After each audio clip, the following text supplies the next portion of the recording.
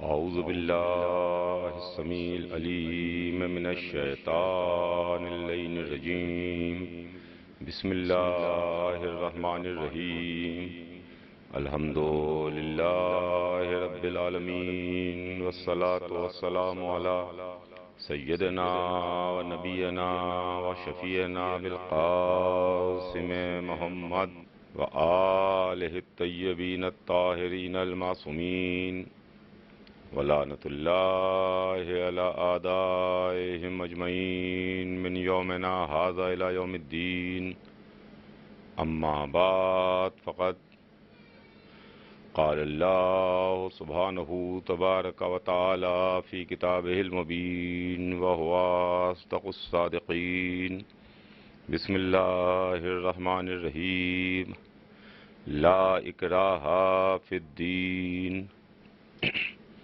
خداوند عالم قرآن مجید میں ارشاد فرماتا ہے کہ لا اکراہ فی الدین، یعنی دین میں کوئی زبردستی نہیں ہے، دین میں کوئی جبر نہیں ہے، دین میں کوئی زور نہیں ہے۔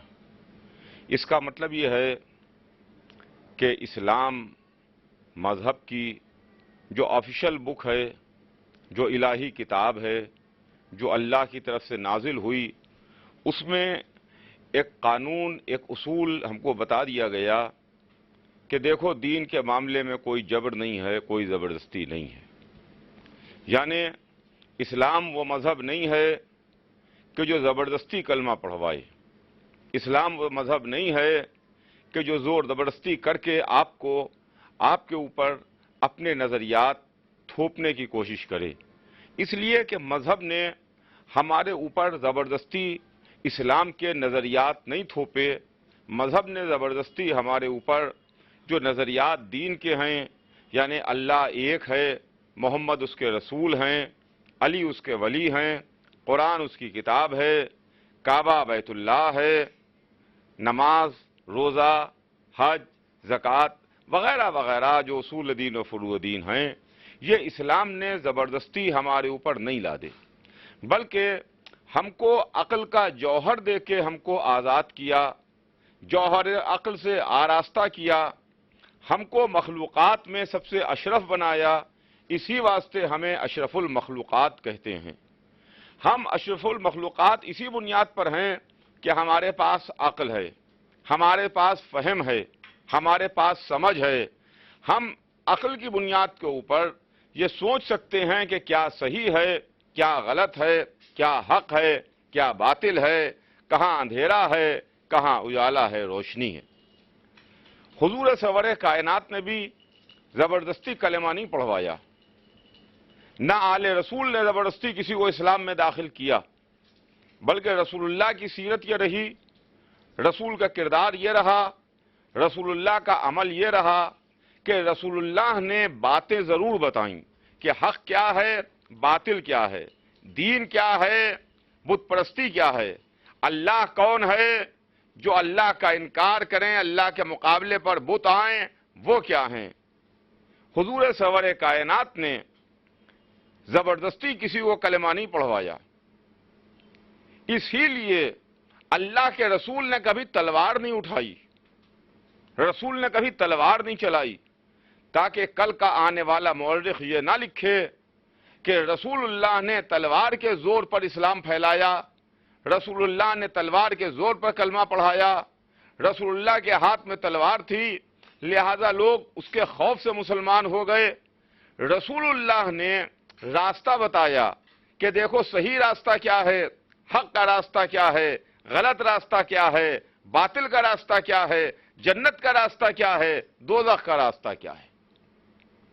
یہ راستے ہم کو حضور سرور کائنات نے بتائے، اور پھر مذہب کے واسطے 40 برس کا اپنا بے داغ کیریکٹر دیا، اپنا بے داغ کردار دیا۔ وہ 40 برس کا کیریکٹر و کردار جو حضور سرور کائنات کا مکے میں گزرا، اس لیے کہ کافروں نے کلمہ پڑھا مگر لا الہ الا اللہ نہیں کہا، محمد رسول اللہ نہیں کہا۔ کافروں نے کیا کہا؟ محمد کو دیکھ کے کہا کہ یہ صادق ہے، یہ امین ہے، یہ قریش کا تارا ہے، یہ سچا ہے، اس کے پاس امانت رکھواؤ گے تو امانت میں خیانت نہ ہوگی، رسول کے کردار کا، رسول کے اخلاق کا، رسول کے حسن کا، رسول کی سیرت کا، رسول کی امانت داری کا کلمہ پڑھا ہے۔ مگر جب رسول اللہ نے لا الہ الا اللہ کی شمع کو روشن کیا، اس کے بعد کافر رسول اللہ کے دشمن ہو گئے۔ مگر اس کے باوجود رسول اللہ نے تلوار نہیں چلائی، رسول نے اپنے اخلاق کے ذریعے سے اسلام پھیلایا، اپنے اخلاق کے ذریعے سے دین پھیلایا، اپنے کردار کے ذریعے سے دین پھیلایا، اپنے سیرت کے ذریعے سے دین پھیلایا۔ یہی رسول کا کردار رہا، یہی آل رسول کا کردار رہا۔ آل رسول نے بھی رسول کے بعد اسی راستے پر عمل کیا جس راستے پر رسول نے عمل کیا تھا۔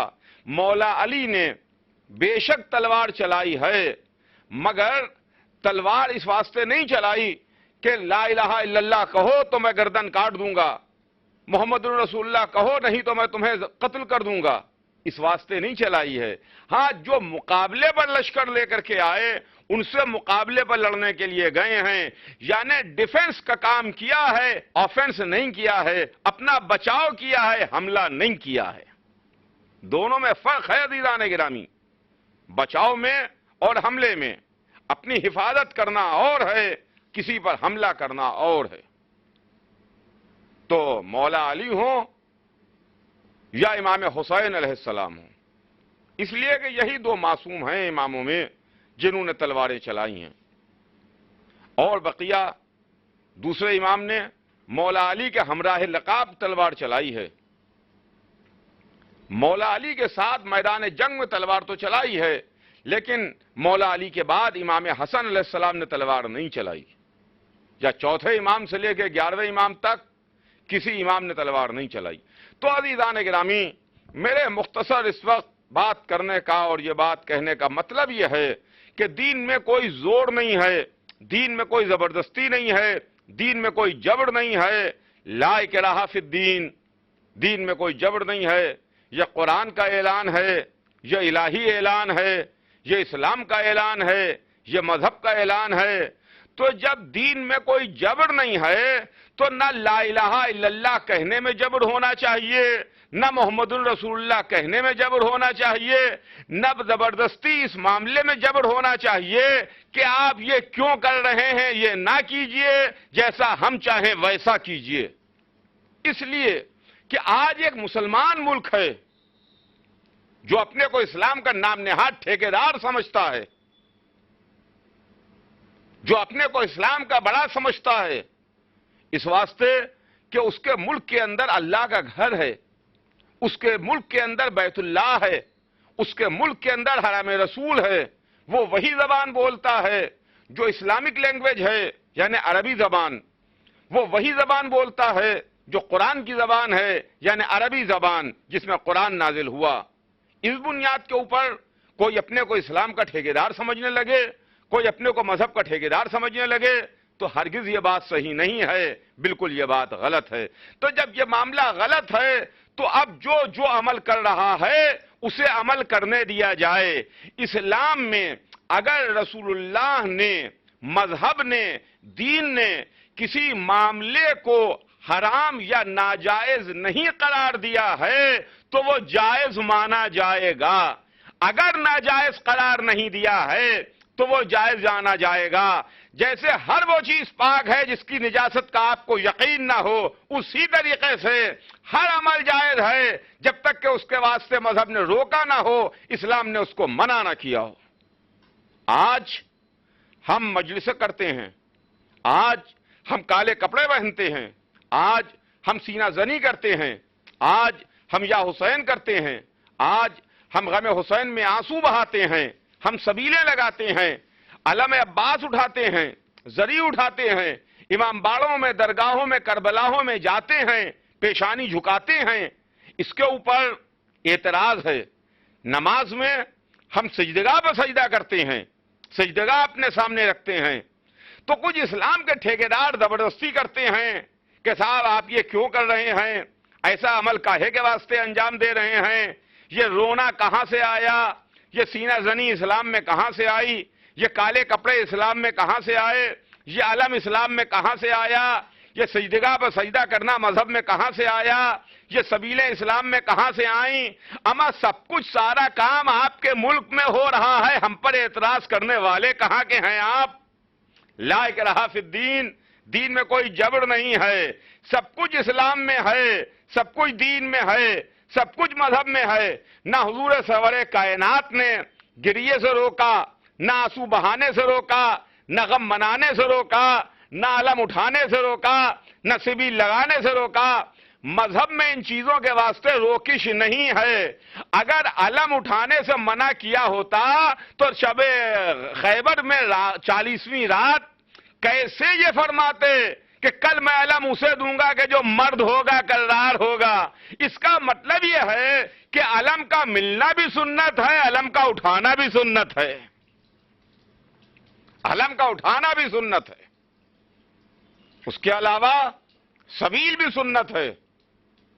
رسول نے فرمایا کہ سنو، محشر میں حوض کوثر ہوگا، ساقی کوثر علی ہوں گے، جام کوثر علی کے ہاتھ سے مل رہا ہوگا۔ تو محشر کے میدان میں کہ جب قیامت کی تیز گرمی ہو، وہاں بھی سبیل لگی ہوگی، یہاں بھی ہم سبیل لگاتے ہیں، یہاں حسین کے نام پر سبیل لگاتے ہیں، وہاں حسین کے باپ کے ہاتھ سے سبیل کا پانی ملے گا۔ اور غم منانا، رسول نے غم منایا کہ نہیں منایا؟ سال بھر غم منایا۔ اپنے چچا جناب ابو طالب کا غم منایا اور ام المومنین جناب ختیجہ کا غم منایا۔ پورے 1 سال رسول اللہ نے غم منایا، 1 سال رسول اللہ نے ماتم کیا۔ اگر غم منانا بدعت ہوتا، غم منانا غلط ہوتا، غم منانا حرام ہوتا تو کبھی رسول اللہ اپنے چچا اور جناب ام المومنین جناب ختیجہ کا غم نہ مناتے۔ اس کے علاوہ رونا، رونے کی خواہش کرنا، رونے کے لیے کہنا، موٹیویٹ کرنا، یہ بھی رسول نے عمل کیا ہے۔ جب جنگ احد میں جناب حمزہ شہید کیے گئے اور حضور سرور کائنات نے دیکھا کہ مدینے میں عورتیں اپنے اپنے کشتوں کو رو رہی ہیں، اپنے اپنے مردوں کو رو رہی ہیں، تو رسول نے کہا کہ افسوس، کوئی حمزہ پر رونے والا نہیں ہے، کوئی حمزہ پر بین کرنے والا نہیں ہے، ماتم کرنے والا نہیں ہے۔ تو لوگوں نے اپنے اپنے وارثوں اور اپنے اپنے کشتوں کو چھوڑ کے جناب حمزہ پر آنسو بہائے، جناب حمزہ کا ماتم کیا، جناب حمزہ پر گریہ کیا، جناب حمزہ کا غم منایا۔ لا اکراہ فی الدین، دین میں کوئی جبر نہیں ہے، دین میں کوئی زور زبردستی نہیں ہے۔ تو عزیزان گرامی، یہ مذہب ہے، یہ اسلام ہے، یہ دین ہے، اور یہی تو وہ مذہب ہے کہ جو رسول کے بعد آل رسول کے ذریعے سے ہم کو ملا۔ جو اسلام 23 برس میں ہم کو پھیلا ہوا نظر آتا ہے، جو دین 23 برس میں ہم کو پھیلا ہوا نظر آتا ہے، اگر دین کو پھیلائیے تو یہ 23 برس میں اسلام پھیلا ہوا ملے گا۔ اگر دین کو سمیٹیے تو اس وصیت نامے میں وہ آپ کو اس کا نچوڑ مل جائے گا، جو وصیت نامہ مولا علی کا وصیت نامہ ہے، جس کو مولا علی نے اپنے فرزندوں کے ذریعے سے پہنچوایا ہے، مخاطب کیا ہے اپنی اولادوں کو۔ یہ علی ابن ابی طالب علیہ السلام کا وصیت نامہ نہیں ہے، بلکہ یہ پورے اسلام کا جسٹ ہے، پورے اسلام کا نچوڑ ہے جو علی کا وصیت نامہ ہے، جس میں اپنی اولادوں کو مخاطب کر کے فرماتے ہیں، اپنے بیٹوں کو مخاطب کر کے کہتے ہیں کہ سنو سنو، میں تم کو وصیت کرتا ہوں کہ تم تقوی الہی اختیار کرنا، یعنی اللہ سے ڈرتے رہنا۔ اللہ سے ڈرتے رہنے کے واسطے مولا علی نے وصیت کی ہے۔ اس کے علاوہ تم غریبوں کا خیال رکھنا، جو پریشان ہیں ان کا خیال رکھنا، پڑوسیوں کا خیال رکھنا، اپنے قریبی اپنے رشتہ داروں کا خیال رکھنا۔ آپ دیکھیے تو صحیح، کس کس چیز کے بارے میں مولا علی فرما رہے ہیں؟ اپنے پڑوسیوں کا خیال رکھنا، اپنے عزیزوں کا خیال رکھنا، اپنے ملنے جلنے والوں کا خیال رکھنا، ان کا خیال رکھنے کے واسطے مولا علی نے وصیت نامے میں ذکر کیا، کہا دیکھو ان کا خیال رکھنا۔ اس کے علاوہ فرمایا کہ سنو، امر بالمعروف اور نہی عن المنکر، یعنی نیکی کی طرف دعوت دینا اور برائیوں سے روکنا، اس پر عمل کرنا۔ امر بالمعروف اور نہی عن المنکر، نہی عن المنکر کا خیال رکھنا، یعنی جو چیزیں منع کی گئی ہیں، برائیاں ہیں، اس سے لوگوں کو روکتے رہنا، نیک باتوں کی طرف دعوت دیتے رہنا۔ کیا کہنا اس علی کا جس نے وصیت نامے میں فرمایا کہ سنو دیکھو، یتیموں کا خیال رکھنا۔ خاص طور سے مولا علی نے یتیموں کا خیال رکھنے کے واسطے وصیت کی ہے کہ ایسا نہ ہو کہ یتیم ایک وقت کھائے دوسرے وقت اس کے کھانے کو نہ ہو، اسے ایک وقت ملے دوسرے وقت اس کو کھانا نہ ملے۔ آج یتیم کچھ کھا لے اور کل یتیم کا منہ کھلے کا کھلا رہ جائے، ایسا نہ ہونے پائے، یتیموں کا خیال رکھنا۔ اور عزیزان گرامی، اس کے بعد فرماتے ہیں کہ دیکھو، نماز یہ ستون ہے دین کا، نماز سے غافل نہ ہونا، اس نماز سے غافل نہ ہونا، نماز کی طرف مولا علی نے متوجہ کیا کہ ہر حال میں نماز پڑھتے رہنا، نماز سے غافل نہ ہونا، کعبے کا دھیان رکھنا، کعبے کا خیال رکھنا، اس لیے کہ سمجھ لو کہ جس نے کعبے کو چھوڑ دیا پھر اس کے مقدر میں رسوائی ہی رسوائی ہے۔ کعبے کا خیال رکھنے کے واسطے، کعبے سے متمسک رہنے کے واسطے مولا علی نے وصیت نامے میں اپنے ذکر کیا ہے، اپنی اولادوں کا مخاطب کر کے فرمایا ہے۔ اس کے علاوہ فرماتے ہیں کہ سنو، آپس میں مل جل کے رہنا، میل جول سے رہنا۔ میں نے تمہارے جد رسول اللہ کو یہ کہتے ہوئے سنا ہے کہ مل جل کے رہنا، میل جول سے رہنا نماز اور روزے سے بہتر اور افضل ہے۔ اس کے بعد فرمایا کہ سنو میری اولادوں، اپنے اہل کو مخاطب کر کے کہتے ہیں، اے میرے اہل، میرے بیٹوں، میری اولادوں، میرے خاندان والوں، اور جہاں جہاں تک میری یہ آواز جائے، جہاں جہاں تک میرا یہ پیغام جائے، میں ان تمام سننے والوں کو، میں ان تمام میری آواز جن کے کانوں تک پہنچے، ان میری آواز سننے والوں کو یہ پیغام دینا چاہ رہا ہوں کہ دیکھو، تقوی الہی اختیار کرو، اللہ سے ڈرتے رہو۔ علی پھر تقوی الہی کی وصیت کر رہے ہیں، کتنی بڑی منزل ہے کہ اللہ سے ڈرتے رہنا، اللہ سے ڈرتے رہنا، اللہ سے ڈرتے رہنا۔ اور اس کے بعد فرمایا کہ اے بنی عبد المطلب، اے عبد المطلب کی اولاد، اگر میں زندہ رہا تو مجھے اختیار ہے، لیکن اگر میں مر جاؤں، اگر میں ختم ہو جاؤں، اگر تمہارے درمیان نہ رہوں، تو ایسا نہ ہو کہ میرے بعد تم ننگی تلواریں لیے ہوئے کوفے کے کوچوں و بازار میں یہ کہتے ہوئے داخل ہو جاؤ کہ امیر المومنین علی شہید کر دیے گئے، علی شہید کر دیے گئے، علی شہید کر دیے گئے۔ ایسا ہرگز نہ کرنا، بلکہ میرے بدلے صرف اور صرف میرا قاتل مارا جائے، میرے قاتل کو ایک ہی ضرب لگانا، ہاں ہاں یہ علی ہیں، وہ علی دنیا سے سدھار رہے ہیں، وہ علی دنیا سے رخصت ہو رہے ہیں۔ آج کی رات علی دنیا سے سدھار جائیں گے۔ 21ویں رمضان کی رات آ گئی عزیزان گرامی۔ آج کا دن بڑی بے چینی کے عالم میں گزرا، آج کا دن بڑے کرب کے عالم میں گزرا۔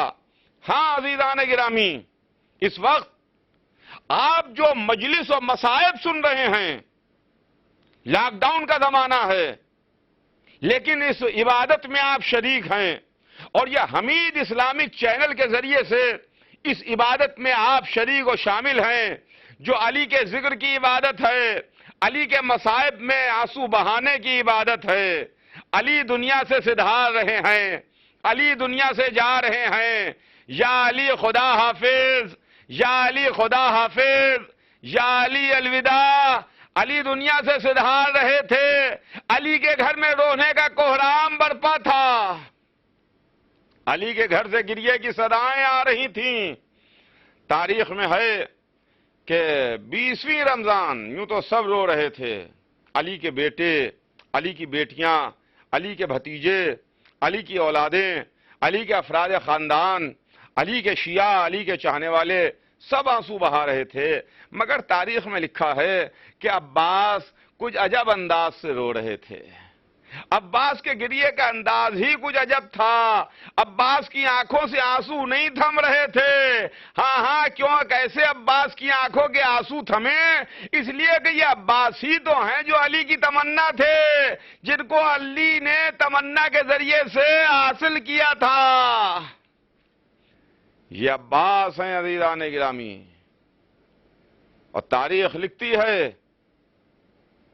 کہ جب افطار کا وقت آیا، مولا علی کے سامنے دسترخوان پر علی کے بیٹے موجود تھے، علی کی بیٹیاں موجود تھیں، علی کے گھر والے موجود تھے۔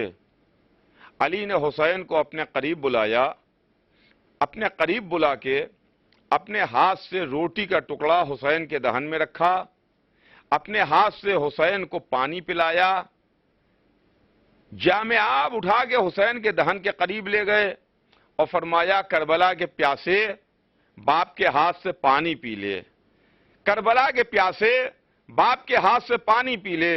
میں کہوں گا یا علی آج حسین کو پانی نہ پلائیے، آج یہ بہن بھائی خود ایک دوسرے کو سنبھال لیں گے۔ یا علی ایک جام آب لیے ہوئے کربلا میں آئیے گا، جب 6 مہینے کا بچہ باپ کے ہاتھوں پر تڑپ رہا ہو، کوئی ظالم علی اصغر کو 2 قطرے پانی نہ پلائے، آگے علی اصغر کے گلے میں پانی ٹپکا دیجیے گا۔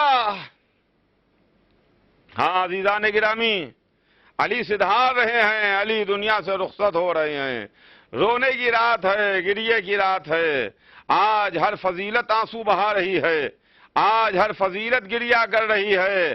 آج صرف شیعہ نہیں رو رہے ہیں، آج صرف آپ ہی نہیں آنسو بہا رہے ہیں، آج صرف چاہنے والے ہی نہیں گریا کر رہے ہیں، بلکہ آج ہر فضیلت رو رہی ہے۔ ہاں کعبہ گریا کر رہا ہے، مولود کعبہ چلا گیا، قرآن آنسو بہا رہا ہے، قرآن کا ساتھی دنیا سے چلا گیا، آغوش محمد رو رہی ہے، آغوش محمد میں پلنے والا دنیا سے چلا گیا۔